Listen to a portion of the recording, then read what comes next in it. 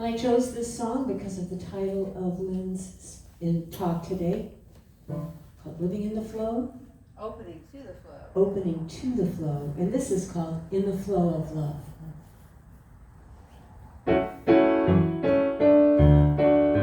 It's got little reggae beats. Move around a little bit.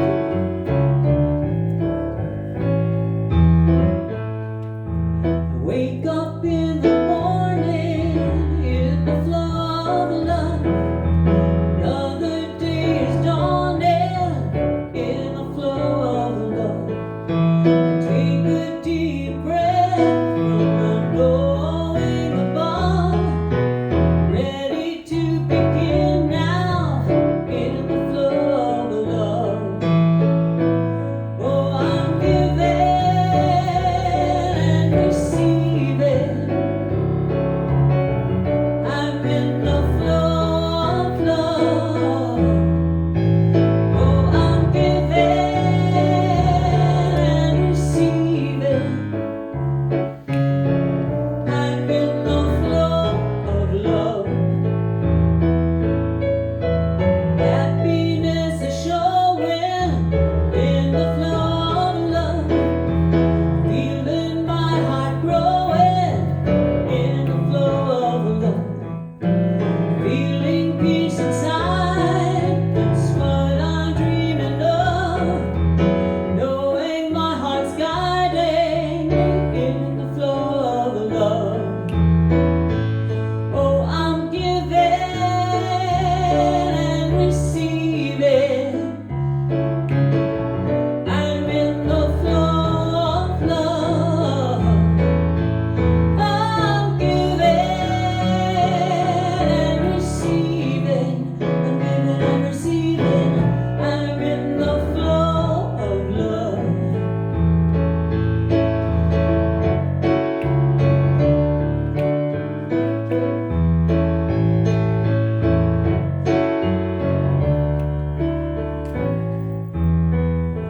Oh, love's power coming through. A clear signal, strong and true. Oh, love's power coming through. A clear signal, strong and true. Oh, I'm giving and receiving. I'm in the flow of love. I'm giving, I'm receiving. I'm giving and receiving. I'm in the flow of love. I'm in the flow of love. You too? I'm in the flow of love. Yeah.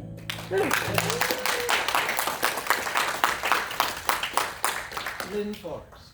All right. Good morning. Good morning to those of you who are here this morning, as well as those of you who may be sitting at home comfortably drinking your tea or coffee. I hope for all of us a blessed day.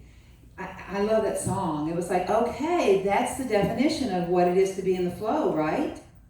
It is that. It is that, and the image I get is a flow of a stream flowing. And when we step into that and we allow that, it just carries us to the next thing. It's not through effort. It's not, matter of fact, effort actually, have you noticed, like when you're in a stream, how when you start trying to get somewhere through water, it's just like you meet resistance. It's like it becomes, but when you can allow the stream to carry you there, wow, there's a whole different energy that happens when we open to the flow of love. And really, truly, that's what I'm doing here this morning. I'm opening to the flow of love. Because I know when that speaks through me, you get to hear something. I get to hear something that I want to hear. So very often when I'm speaking in the flow of love, meaning it's not the ego that's trying to get somewhere, that then actually the flow begins to just move through me and speak through me and speak to me through you, because there's no way I can give and not receive. There's no way I can receive and not give in the flow. Because when I'm in the flow, it just keeps on moving. It's energy just continuing to move. And so when I'm giving, and then there is a natural return.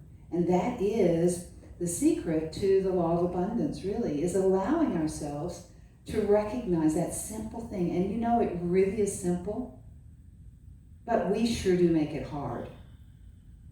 Right? No, I know you don't, but others do. And we see a lot of that in the world today. And there is this, it's a difficult thing when we look out and we see what looks like our world crashing and burning, and think we want to go to what is wrong. But as soon as we go into that mindset, we are back to this should be different.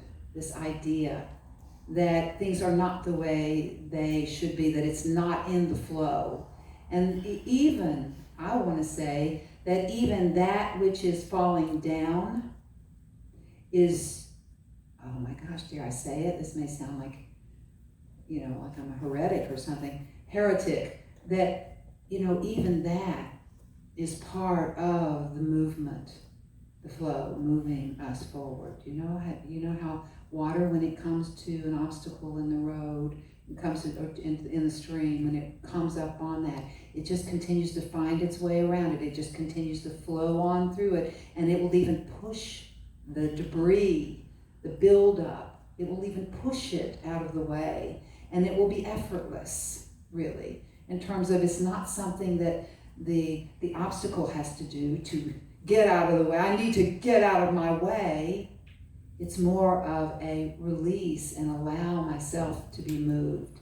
And that is so much about what that is. One of the questions that always comes up for me when I think of opening to source is like, okay, what is this source I'm opening to, and why would I want to open to it in the first place, right? It's sort of, what is this source? And this is what I think compelled me to study the Kabbalah and the Tree of Life, which is one of the tools of the Kabbalah, because it actually talks about that flow and how it comes down into, because if you think about what we are sourced with, according to the ancients, we are sourced by the one mind, one living intelligence. There's only one. You're it. There's only one living intelligence, one mind, and we are all, according to the ancients, projections of that one mind. Every single one of us, a thought projection, a thought projected into form. Now think about this a minute. So if I'm happening in the creator of the mind, you're happening in the creator of the mind, I'm a thought projection, you're a thought projection, each and every thought. You know how in your own mind, thoughts are so diverse? Like you have this thought and then that thought, which will be totally different from this thought, and you have thoughts that want to bump up against each other and want to argue which thought is the right thought. And this is what our world is mirroring to us, guys. The world is a mirror. And when we look at it and we see these factions going up against each other, what we're actually seeing is the mental process of thoughts coming up against each other. And even that, because this world is one where when we are projected out from love, which is that source, that living intelligence, is that one mind, and every one of us, regardless of what we come here, what role we come here to play as that projection. Just imagine that creator mind who has, unlike us, we're a little scattered in our thinking. We're more like, what is that when you used to, the idea in the Appalachians where I live, the shotgun, and how the shot would go everywhere. You couldn't really focus it, and it just would scatter. And that's the way my thoughts are sometimes. It's like, oh, April, like an explosion. Yeah, she and I were talking about explosions this morning. And that inner explosion when our thoughts kind of go and they spread. Chaos actually is what leads to new order, new organization. Healing, the healers, the great healers understand that. I worked with a man, Dr. John Barnes, many years ago, learning about what was called myofascial release, which is, myofascia is the tension that's held in the body, the contraction. And he would always introduce chaos into the physical system first as a way to get the body to go into explosion, go into release, because it has to let go of its pattern. The world is being asked to let go of its patterns. There's a lot of patterns out there that are not serving the flow. And they are being, the flow is coming up against them, washing up against them. This is the way new order is brought about. And then many times I watched him with someone who had been through an accident, a car accident or something. And what happens when everything we go through is actually held in the body. Everything you've ever experienced from infancy, even through the birth process, is held in the physical structure in the form of a constriction, a restriction, a contraction, resistance. And he, knowing that, when someone had been through a car accident, he noticed over and over again that when the body begins to unwind the trauma, it will actually want to take you back through the very trauma that it went through. It will actually want to take you through that as a way to unwind it. Do you remember the old kinds of telephones where, you had that curly line and it would get all tangled up, and after a while you had to you couldn't get it far from the phone anymore. So, and then you just sort of drop the phone and hold it by its winding cord, and it would unwind itself. Yeah? Well, the body has that same capacity. It has that same, and so when we go through something that was traumatic for us, we'll actually hold that, and then learning how to unwind it so that you can release it. And in order to help them unwind, Dr. Barnes would Shaktipat them. Do you know what that word means? Shaktipat is what the ancient teachers or the Eastern teachers will do with their students sometimes when they see a student who's stuck in their headset, their mindset, they're stuck in a belief system and they just can't seem to get past it. And the teacher will sort of walk up to them and just kind of go right in the forehead, right in that third eye. It's like, oh my gosh. And they'll go into a spin, and that mental story will unwind, and suddenly there's silence where there was, and then something new can enter. Well, think about our world in that regard. And when we begin to get on board with that instead of making it awful, and it is, I had that part of me too, that we have two minds here. We have a mind that remembers who we are, that we come in with, that in sacred geometry is said to be held at the base of the spine. It's this code, soul code for what it is your mission, who it is you came to, the character you came to play, and who you are really here. And that is part of what gets unwound through the things that we go through. It gets bigger, we aggravate it and we accentuate it, and we build it until something pops and a release happens. And then we begin to unwind it. And that makes way for a new way to see the world. And so on some level, every one of us are, in my opinion, right now on our planet, every one of us are having that kind of experience where we are being given the opportunity to see life through a different lens, rather than through the old belief systems that say life is a problem, rather than the universal laws which we've been handed since the very beginning. So that have also, for those of us who have had eyes to see and the willingness and the availability of that, some of us don't come to see necessarily in this lifetime. We are eternal beings. lifetime in a snap, gone. Some of us come to further the drama that is being played out here because it's through this drama that we awaken. And so we're being given this opportunity to line up. Everyone, I believe, that is here in this room and probably listening to me in the audience, there's no accidents, no coincidence. If you're listening to this right now, then you are ready to awaken, or you are awakening, and you know you are. You know you are, because it's not something that we kind of go, well, I don't know, that could be happening. It's like, yeah, I am. My old beliefs have been challenged, and I'm seeing all kinds of things, possibilities and ways of thinking that I hadn't thought before, hadn't realized before. This is happening for me. So through that tree of life, the first sephirah is what's called Kether, and Kether actually is a Hebrew word that translates crown, and it's the I am. It's that which, it's that I am a center of expression for the primal will to good, for the one mind, the living consciousness. That is who I am. When asked, who am I?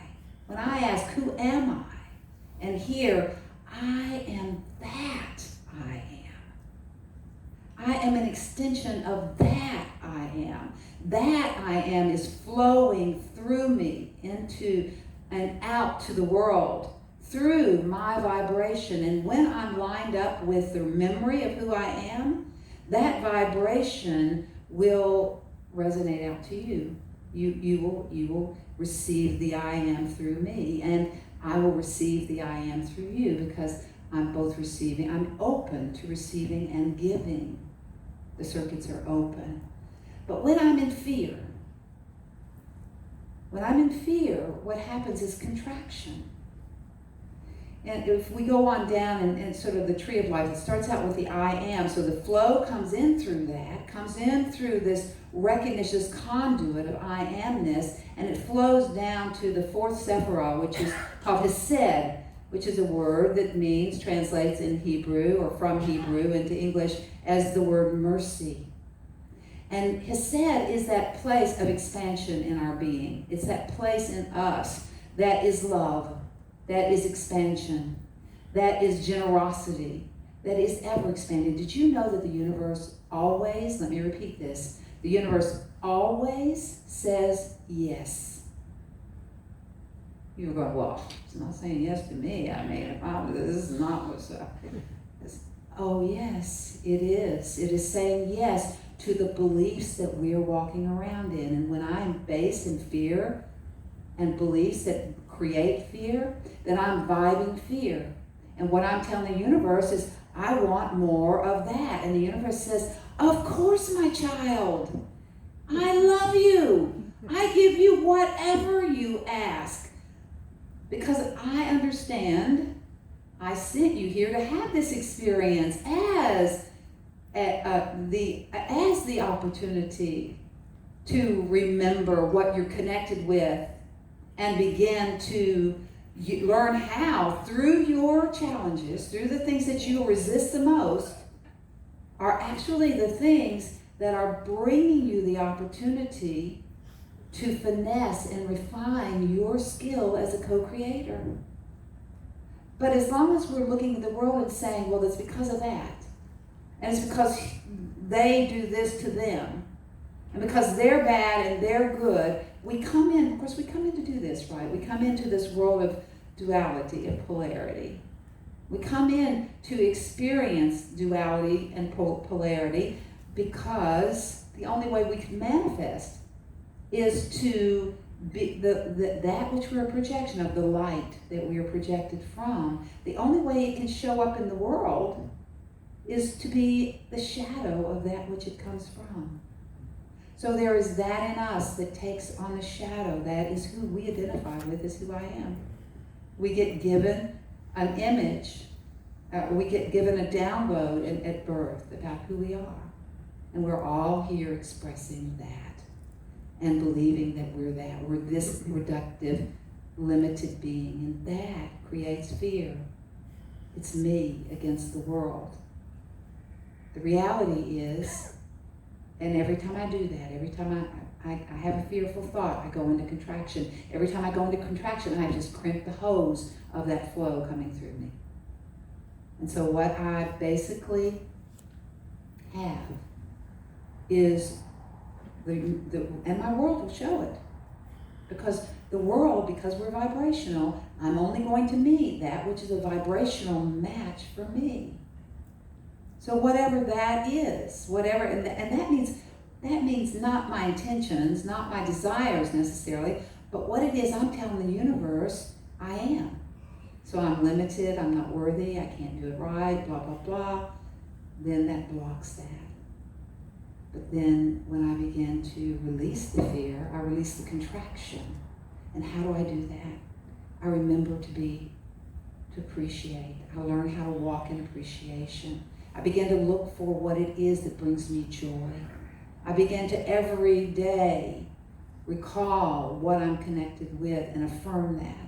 I begin to actually take universal laws and begin to apply them to my life on the ground. I begin to use the world as the mirror that it is, rather than reacting to the world as if it's doing something to me, like I'm at mercy of it, like I'm a victim of it. Rather than understanding that I am just seeing in the world that which I'm believing, which the collective mind is believing, and that all that is coming up into the light for exposure, for the required release, so that I can affirm and realign with what is real. This is the opportunity we each have the chance to do. The opportunity to do. This is a great time for awakening, guys. This is the time of awakening. I welcome you to it. I join in with you as we all allow ourselves to flow through gratitude, through appreciation, and I'm so grateful and appreciative for you. Thank you for this opportunity.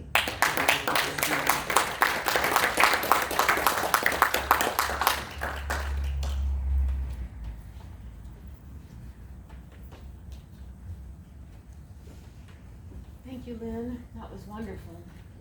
Another round of applause for Lynn.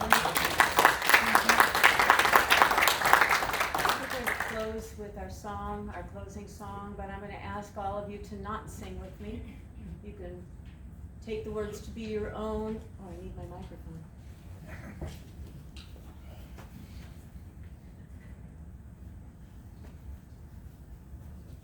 You can take the words to be your own. You can sing them in your head, but just let me sing them by myself today. Go ahead, Alex.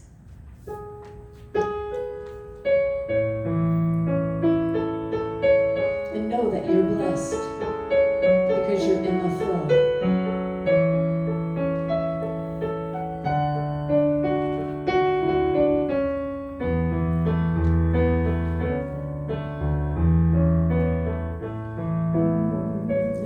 So blessed, I am so blessed, I am so grateful for all that I have.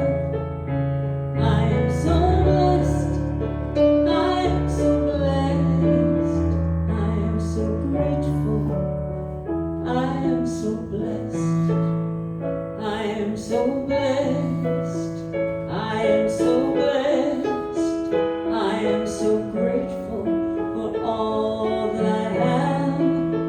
I am so blessed, I am so blessed, I am so grateful, I am so blessed, I am so blessed, I am so blessed, I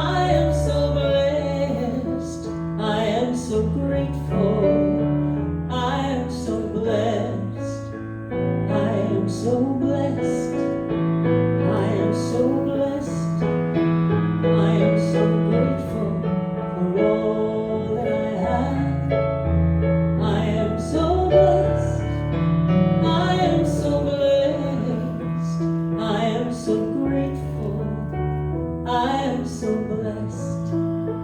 I am so grateful. I am so blessed. Thank you. Have a wonderful day.